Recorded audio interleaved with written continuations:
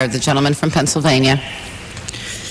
I yield 3 minutes to another member of our committee, Congressman Paul from Texas. Gentleman from Texas is recognized for 3 minutes. I thank the chairman for yielding, and Madam Chairman, I ask unanimous consent to revise and extend my remarks.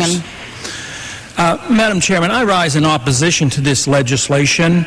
I know that the goal of everyone here is to have quality education for everyone in this country.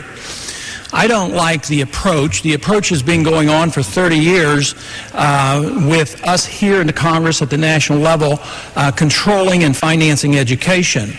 But the evidence is pretty clear. There's been no success. It's really a total failure. And yet the money goes up continuously.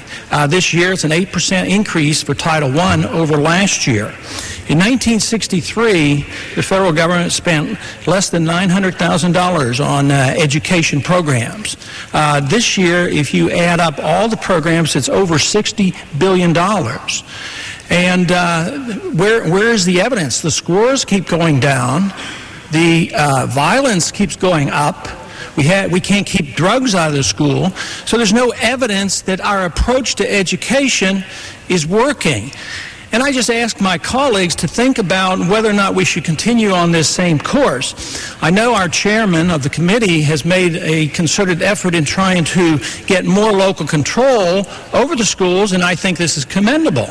I think there should be more local control. But I'm also convinced that once the money comes from Washington, you never really can control, you really never can deliver the control back to the local authorities. So we should give it serious thought on whether or not this approach is correct. Now, I know it's not a very powerful argument, but we might just point out that if you read carefully the document, document of enumerated powers in the Constitution, the doctrine of enumerated powers, we find that it doesn't mention that we have the authority. But I concede that we have gotten around that for more than 35 years, so we're not likely to reconsider that today. But as far as the practicality goes, we should rethink it.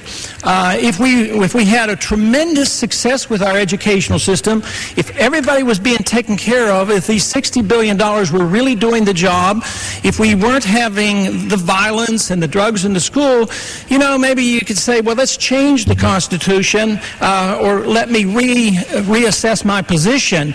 But I think we're on weak grounds if we think we can continue to do this.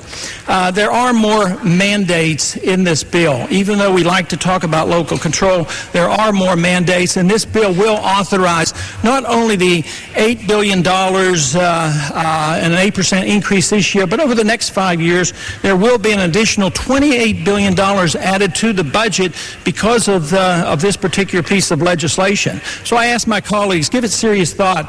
This does not deserve passage. Gentleman's time has expired.